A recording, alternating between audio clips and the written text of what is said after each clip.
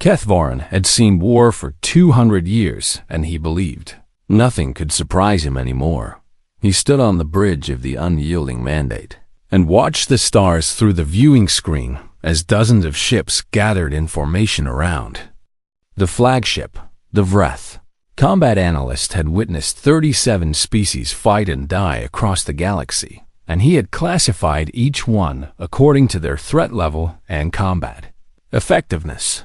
The Karathi with their acid blood earned a Class 7. Raiding the Theln with their 4 arms and regenerating limbs received Class 8. The machine beings of Nexus Prime scored the highest at Class 9. Kethvaran took pride in his classification system because it had never failed him and it had saved countless lives by helping commanders know exactly what each species could contribute to a battle. Today, the Coalition had assembled the largest fleet in galactic history because today they would face the Hollow. The name alone made several species on the bridge shift uncomfortably, and Kethvaran understood their fear completely. The Hollow were not simply an enemy. They were a force of nature that consumed everything in their path and left nothing behind but silence and darkness. No species had ever defeated them, and the best anyone had achieved was delaying their advance by sacrificing entire systems. Kethvaran remembered the reports from the 7th expansion when the Hollow had devoured the Mindari homeworld in 3 days. 12 billion lives ended, and the Hollow had simply moved on to the next world without pause or hesitation. Now the Hollow had turned their attention to the Coalition's territory, and every species that wanted to survive had sent ships to this gathering. Point the Vreth had sent their finest warriors, including Kethvaran himself. The Karathi had emptied their military academies. The Theln had called back every ship from every border. Even the machine beings had contributed a full battle group, which they had never done before in recorded history. And then there were the humans. Kethvaran turned his attention to the small cluster of ships that had arrived late to the formation. Human vessels were easy to identify because they lacked the elegance of Vreth design and the brutal efficiency of Karathi architecture. They looked like they had been assembled by creatures who did not quite understand how starships were supposed to appear. Functional but ugly, Kethvaran pulled up his datapad and began composing his assessment of the human contingent. He had studied their species when they first made contact with the galactic community 15 years ago, and he had not been impressed. Humans possessed soft bodies without natural armor or weapons. They had average reflexes and unremarkable strength. Their lifespans barely exceeded 100 years, which meant they had no time to develop true wisdom or experience.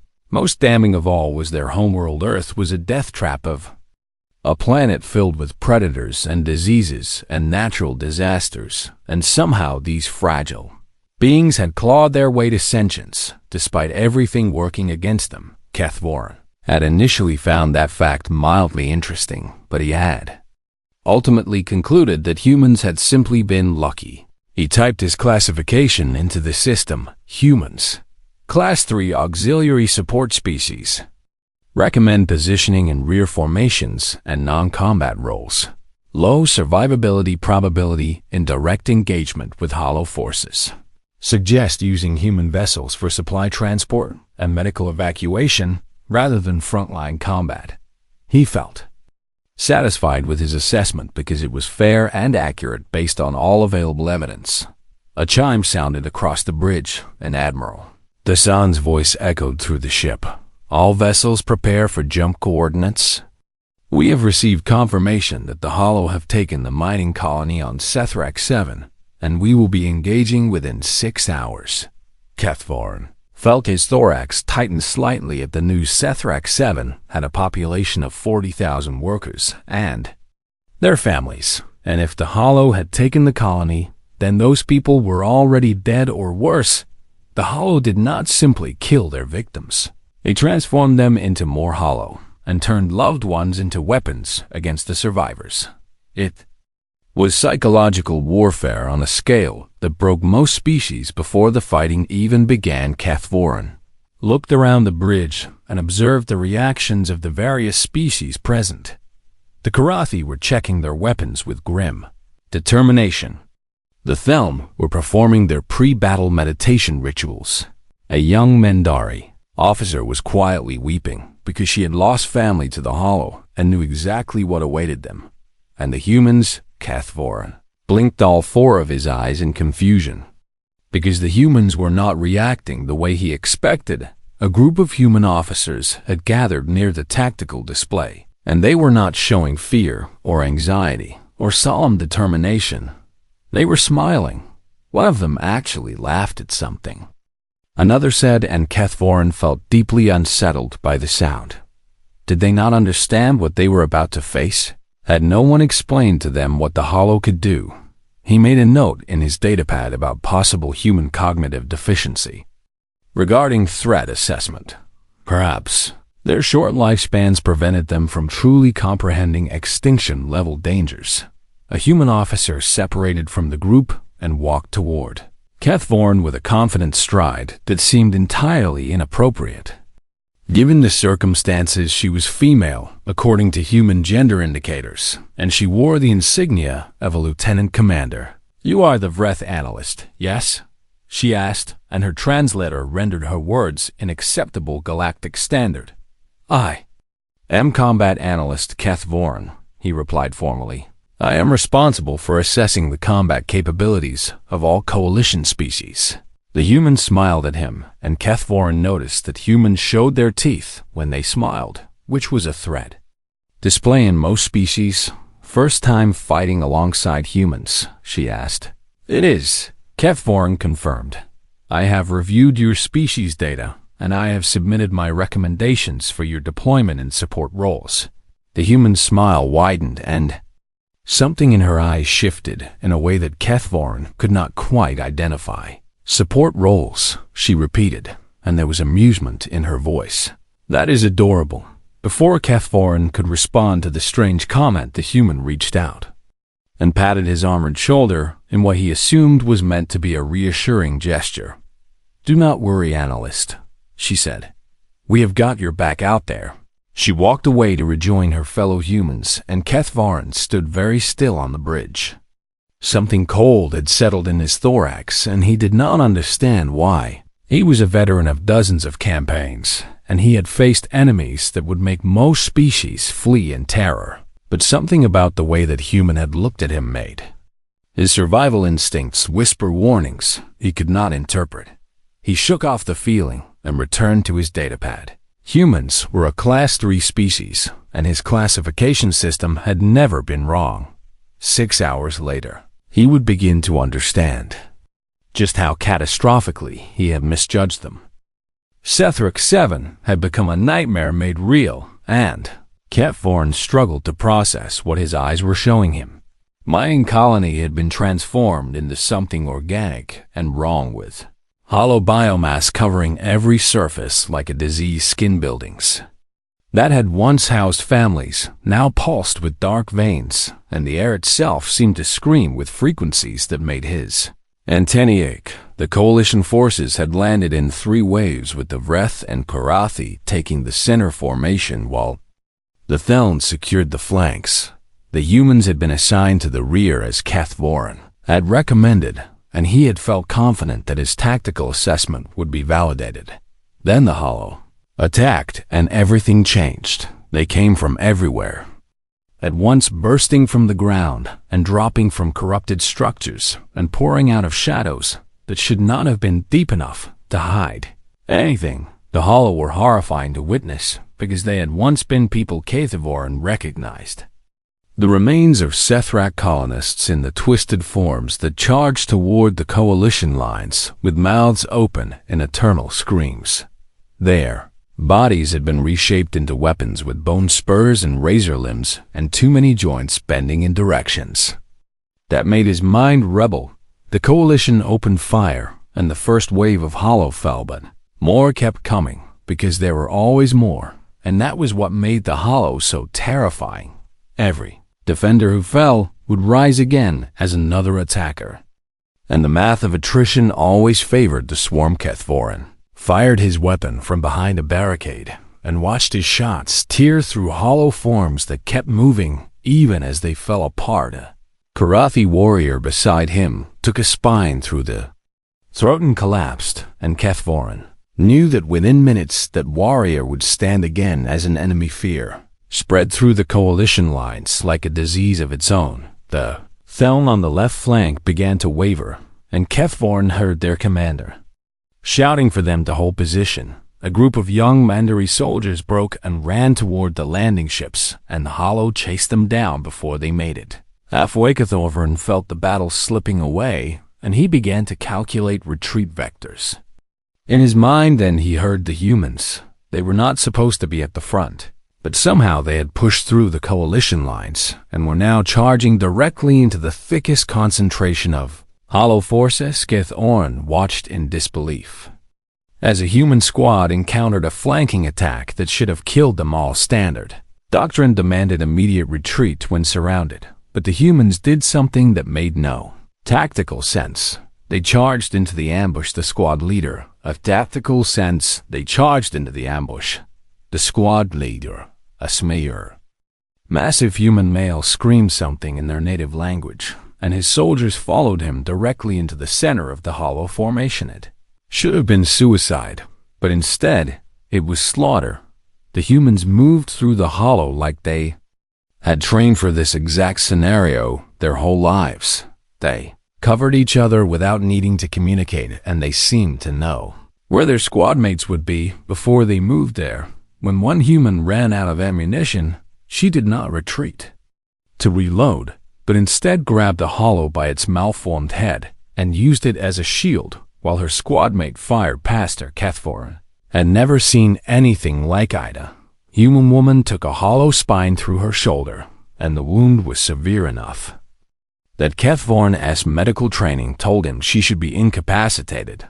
She pulled the spine out of her own flesh and drove it through the eye of the hollow that had wounded her. Then she kept fighting.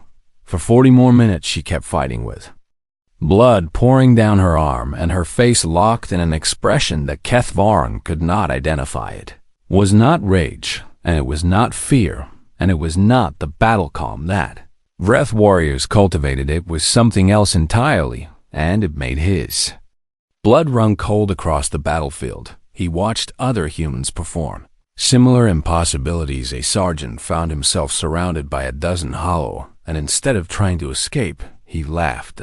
Sound was clearly audible even over the chaos of combat, and it was wrong in a way that Kethvorin could not explain. The sergeant fired until his weapon overheated, and then he used the smoking rifle as a club, and he never stopped laughing until every hollow around him was dead. The human advance was not clean or elegant like Vreth warfare. It was brutal and ugly, and it cost them dearly more. Humans fell than any other species in the coalition, and Kethvorin watched several of them die in ways that should have broken their comrades, but the surviving humans did not break. They stepped over their fallen friends and kept pushing forward, and some of them were crying as they fought, but the tears did not slow them down. By the end of the engagement, the humans had taken more ground than any other contingent. In the coalition, they had also suffered 60% casualties, but the survivors were already helping to fortify the captured positions before their medics had even finished treating the wounded. Kethvorin stood among the aftermath and tried to understand what he had witnessed. A Vreth warrior who took a wound like the one that human woman had suffered would be removed from combat.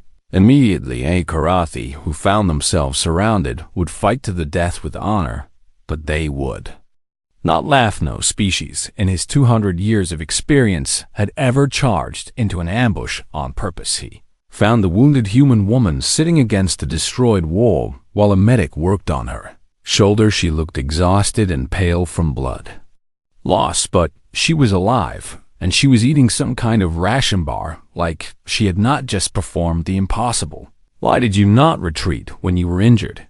Kethvorin asked her. Human looked up at him, and her expression suggested that she did not understand the question. "My squad was still fighting," she said simply. "But you were wounded severely, and standard doctrine requires My squad was still fighting, she repeated, and there was something in her voice that made Kethvorin stop. Talking, he looked at her for a long moment, and then at the other humans around the position. They were checking on each other and sharing supplies, and making jokes that their translators rendered as inappropriate. Comments about the Hollow's appearance. They had just survived a battle that had broken other species, and they were laughing about it. Kethvorin returned to his datapad and stared at the Class 3 designation he had given humanity. He did not delete it yet, but his hands trembled slightly as he added a note beneath the classification. Recommend immediate review of human threat assessment. Preliminary observations suggest significant errors in initial analysis. He did not know it yet, but this was the moment when true terror began to find him. Not the terror of the Hollow, which was simple and primal, and understandable something that would keep him awake for many nights to come. The fleet had withdrawn to safe space to regroup and repair, and Kethvorin had locked himself in his quarters. With every piece of information about humanity that the galactic database contained, he needed to understand what he had witnessed on Sethric 7. The humans he had fought beside were not the fragile, short-lived creatures his initial assessment had described.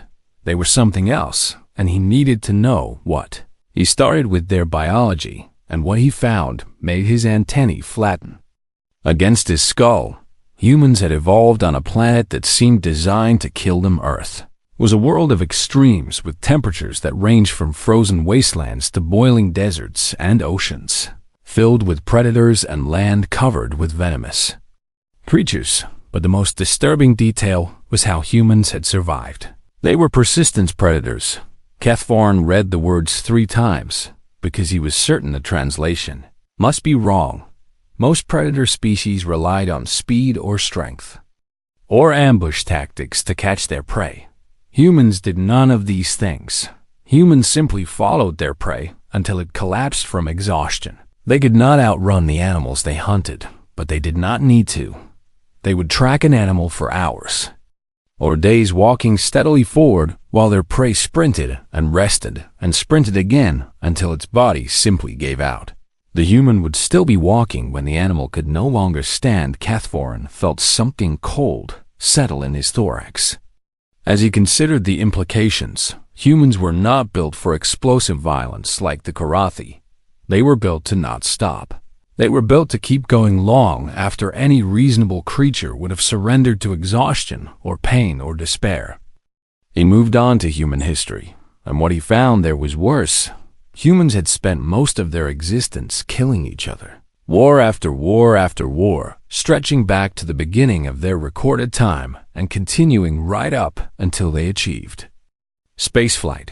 They had fought over territory and resources, which made sense, but they had also fought over ideas and beliefs and symbols and invisible lines drawn on maps. They had developed weapons specifically designed to kill other humans with maximum efficiency. They had split the atom, and within years they had used that knowledge to vaporize 2 of their own cities. Kethvorin stared at the images of the aftermath and felt genuine horror. These were not attacks against an enemy species. Humans had done this to themselves, but the truly terrifying part was what came after. They survived. Every catastrophe that should have ended their species had simply made them more determined to continue. Plagues swept across their world and killed half their population, and the survivors rebuilt. Ice ages froze their planet, and they adapted and endured. They poisoned their own air and water and land, and they found ways to keep living anyway. Kethvorin found a human concept that had no equivalent. In the Vreth language, spite, the word described a desire to survive specifically because something wanted you dead. Not survival for its own sake, or survival to protect offspring, or survival to achieve goals. Survival as an act of defiance against the universe itself. He read accounts of humans who had endured impossible circumstances through sheer refusal to give their enemies the satisfaction of watching them die. Prisoners who had starved themselves rather than give information to captors. Soldiers who had dragged themselves across battlefields with mortal wounds to deliver one final message. Ordinary humans who had survived disasters by simply refusing to accept that they were going to die. The concept of spite terrified Kethvaran more than anything else he had read. He left his quarters and sought out the human contingent to ask them questions directly. The first human he interviewed was a young soldier named Private Chun, who had lost 3 friends on Sethrak 7.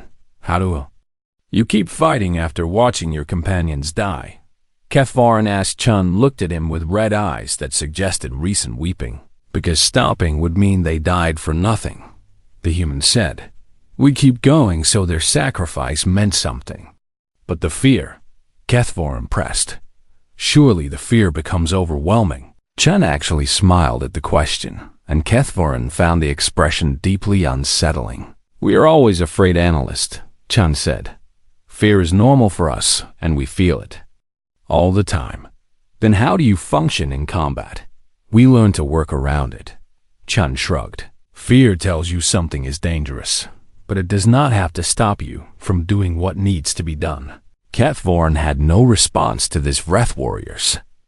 Trained to suppress fear entirely, because fear was a weakness that impaired judgment. The idea of feeling fear constantly and simply choosing to act anyway was alien to everything he understood. About combat psychology, he interviewed more humans, and each conversation left him more disturbed than the last. A medic explained that humans had a biological response called an adrenaline rush that could temporarily suppress pain and increase strength during moments of crisis. A sergeant told him about something called gallows humor, which was the human tendency to make jokes about death and suffering as a way of coping with trauma. An engineer described the human ability to improvise solutions from available materials, even when proper equipment was unavailable. All of these traits seemed designed for one purpose: to keep functioning when everything had gone wrong. Kethvaran found another human saying that chilled him to his core. If you are going through hell, keep going. Sat alone in his quarters that night and thought about the Hollow. The Hollow were terrifying because they were endless and relentless, and they never stopped coming. But humans were also endless in their own way. They did not have the numbers of the Hollow, but they had something potentially more dangerous. They had the inability to accept defeat. The Hollow had conquered dozens of species by breaking their will before breaking their bodies. The Hollow strategy relied on despair and the certainty that resistance was futile. But what would the Hollow do against a species that did not believe in futile? What would happen when an unstoppable force met a species that had evolved specifically to refuse to stop? Kethvaran pulled up his classification system and deleted the human entry entirely. He would need to create something new because nothing in his existing framework could describe what humanity truly was. For the first time in 200 years, he felt genuinely uncertain about the outcome of a war, and for the first time in his life, he felt something like hope. The assault on the Hollow Nexus was supposed to be a coordinated strike that would cripple the enemy's command structure and buy the coalition time to fortify their defenses. Instead, it became the longest night of Kethvaran's 200-year life. The fleet had jumped into the Nexus system and immediately found themselves in a trap. The Hollow had known they were coming. Kethvaran watched from the bridge of the unyielding Mandate as coalition ships exploded around them like stars dying before their time. The Karathi dreadnought Fury of Ancestors took a direct hit and broke apart in seconds. 3 fell. Cruisers vanished in a cascade of hollow boarding pods that tore through their hulls. The machine beings of Nexus Prime lost contact with their command ship and went silent. Admiral Thessan's voice came through the communication system, and it carried the weight of absolute defeat. All vessels retreat to emergency coordinates, and we cannot win this engagement. The coalition fleet began to turn away from the Nexus world, and Kethvaran felt relief and shame in equal measure. Relief because he would survive, and shame because survival meant leaving the galaxy to the Hollow. Then he heard the human transmission. Terran vessels. "This is General Morrison, and we are not retreating." Cathvoren stared at the tactical display and watched the human ships break formation. They were not turning toward the escape coordinates. They were accelerating toward the Nexus world. General Morrison. Admiral Thiessen responded, "You are ordered to retreat with the rest of the fleet." "Negative, Admiral." Morrison's voice was calm, like she was discussing supply logistics. "Rather than certain death, someone needs to buy time for the evacuation, and my people have volunteered. You will all die." "Probably," Morrison agreed, "but we will make it count." The human ships plunged into the hollow defensive line and began taking fire from all directions. Scathivor watched their shields flicker and fail, and he watched their hulls breach and vent atmosphere into space, and he watched them keep fighting. A human destroyer named the Defiant took a hit that should have killed everyone aboard, but it kept firing, even as flames consumed its forward sections.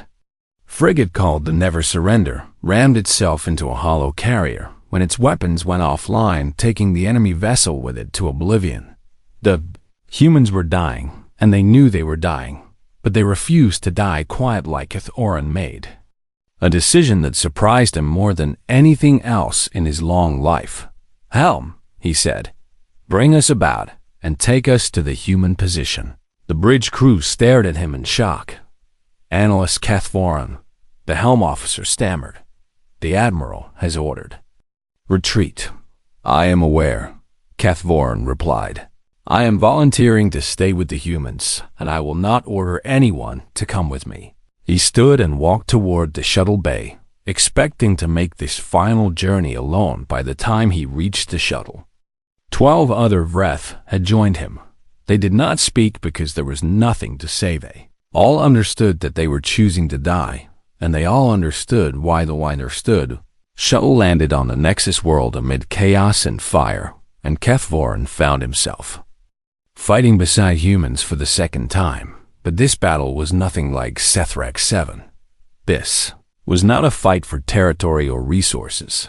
This was a last stand, and everyone present knew it. Cathvoren watched humans perform miracles of desperate courage. All around him, medic named Rodriguez treated wounded soldiers while hollow claws tore at her protective gear, and she never stopped working, even when her own blood mixed with that of her patients. An engineer named Kowalski jury-rigged a destroyed vehicle into a mobile turret using parts scavenged from hollow biomass, and he laughed while he worked like the absurdity of the situation was genuinely amusing to him.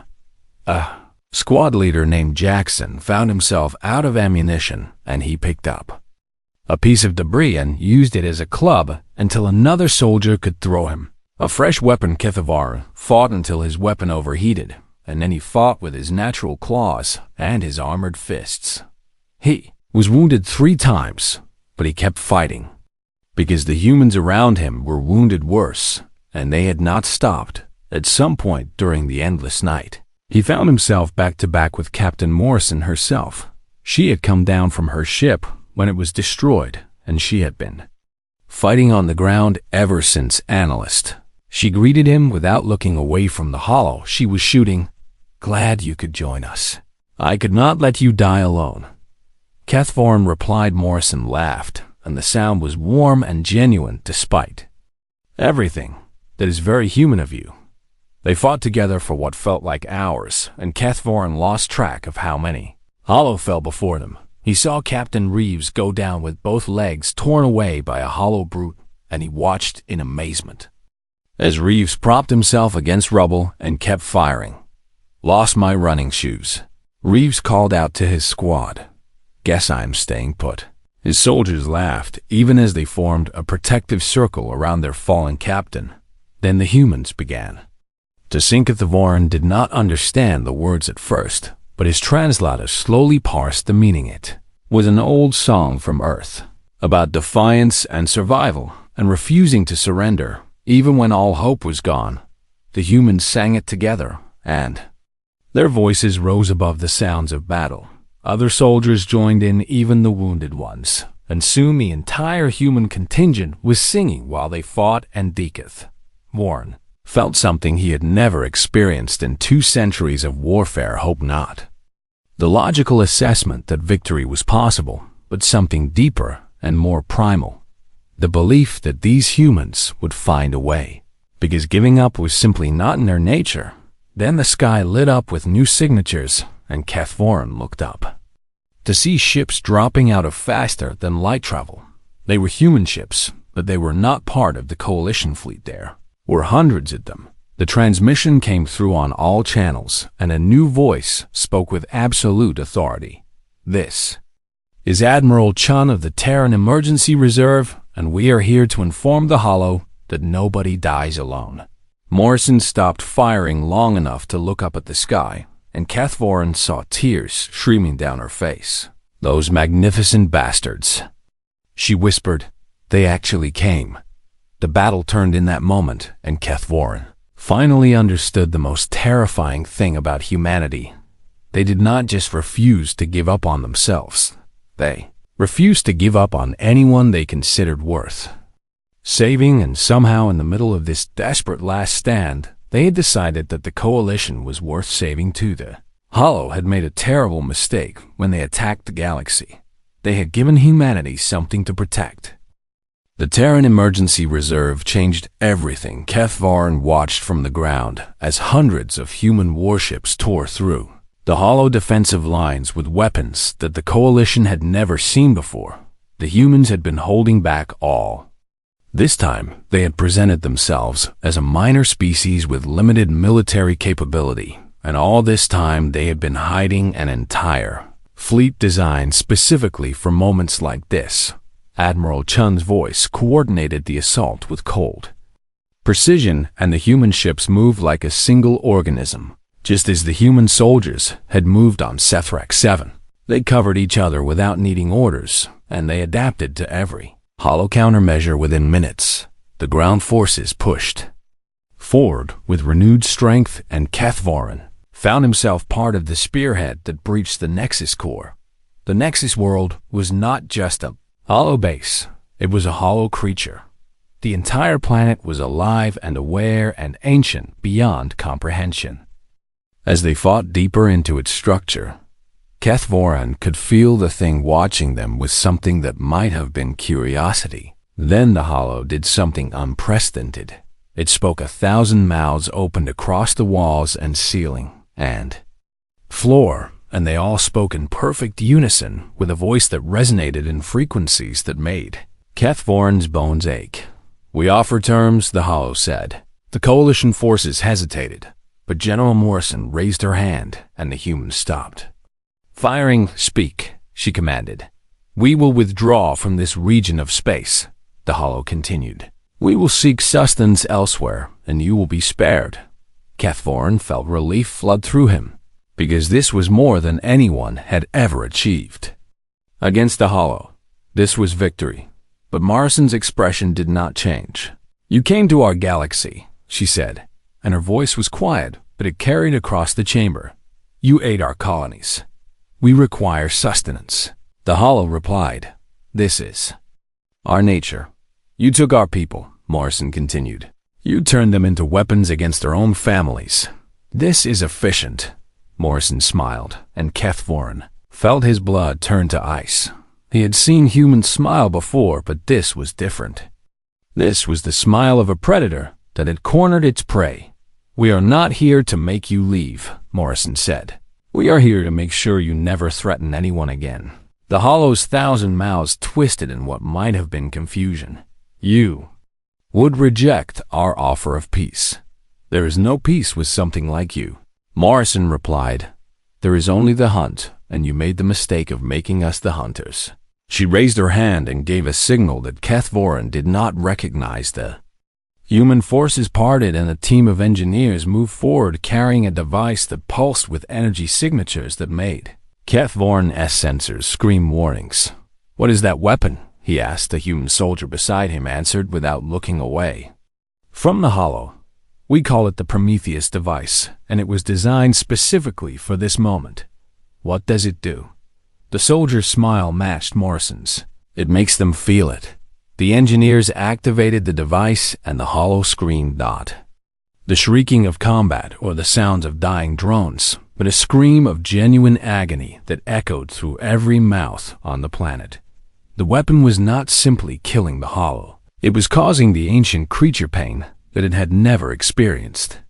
In its billion-year existence, HFY watched as the Nexus world began to die, and he realized that humans had created this weapon, knowing exactly what it would do. They had not just wanted to defeat the hollow, they had wanted the hollow to suffer, because humans believed that some things deserved to feel the pain they had inflicted on others. The hollow's death took 3 hours and the screaming never stopped. When it was finally over, the coalition stood in silence amid the remains of an enemy that had haunted the galaxy for longer than most species had existed. Morrison turned to face the assembled forces, and her expression was tired, but satisfied. "Spread the word," she said. "The hollow are gone, and if anything else wants to try what they tried, it should remember what happened here today." The soldiers cheered, and HFY found himself cheering with them 1 year later. He stood on a balcony overlooking the Vreth capital city and composed his final report on the human campaign. He had been asked to update his classification system to include humanity, and he had struggled with the task for months. Nothing in his framework could accurately describe what humans were. They were not the strongest species, or the fastest, or the most technologically advanced, but they possessed something that no other species had. They had the capacity for both terrible violence and fierce loyalty, and they could switch between the two without hesitation. They would burn worlds to protect the people they cared about, and they would cross galaxies to make sure no one they loved ever died alone. HFY deleted his entire classification system. In its place, he wrote a single entry: "Humans, do not ever give them a reason." He submitted the report and returned to his quarters, where a message was waiting for him. It was from Lieutenant Commander Sarah Chun, the human woman who had first spoken to him on the unyielding mandate a lifetime ago. The message was an invitation to something called a barbecue on Earth. "You fought beside us," she had written. "That makes you family now, and family is forever with us. So you better show up, or we will come get you." HFY stared at the message for a long time. He thought about everything he had witnessed and everything he had learned about humanity. He thought about their capacity for destruction and their refusal to surrender and their willingness to suffer for the people they cared about, and he thought about the most terrifying truth of all. Once humans decided you were worth protecting, nothing in the universe could stop them. He sent his acceptance of the invitation and added his own message: "I am honored and afraid to call you friends." Sarah's response came within minutes: "That means you understand us perfectly. And see you soon, family." HFY packed his belongings and prepared to travel to Earth.